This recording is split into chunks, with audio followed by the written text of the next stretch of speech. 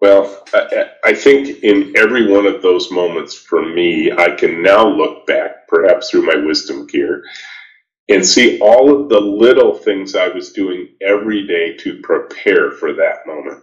Wow. So I'll give you an example, because a lot of young students come to me. We're right next door to the University of Michigan, and a lot of students hear about me. They reach out. They want to come talk to me. They want somewhat ask the same kinds of questions you're asking, but they're in their early 20s at that point. And they ask me often, what advice do you have for me as I go out into the work world?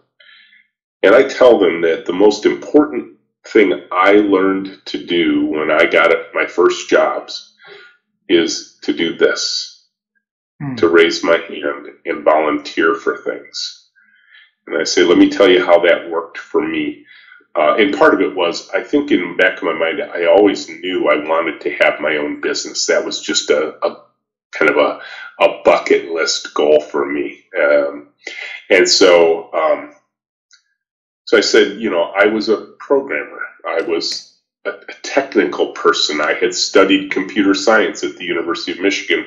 So I knew that the value I was being paid for was to create software with my fingers and my brain. That was how I produced value. But if I wanted to grow, I needed to have different experiences. It couldn't just be technical experiences.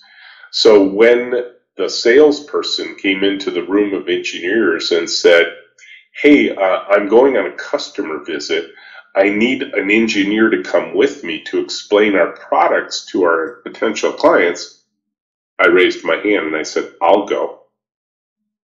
When the HR director said, hey, we're planning the holiday party for our team, and I need a few people to help me plan it and execute it. And I said, I can help with that. Wow. When the manufacturing team that was building the little electronic products that we were shipping said, hey, we're really behind on shipments. We need a few extra hands back in manufacturing to help build the products. I said, I can help with that. When somebody said, hey, we're going to a trade show in Las Vegas, we need somebody to help build the booth, man the booth, talk to potential customers, I can help with that.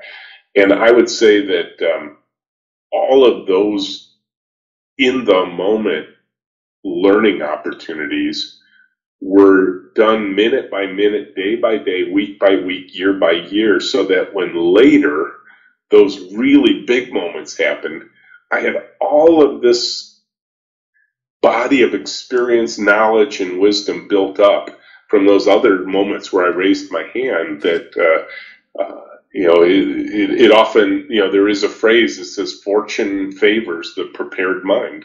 And, and I think, my instinct was I wanted to have those other kinds of experiences. I wasn't, because I think that a lot of times people are like, no, you just wait, and you wait till the opportunity comes and it will be handed to you. And I've just never seen that happen.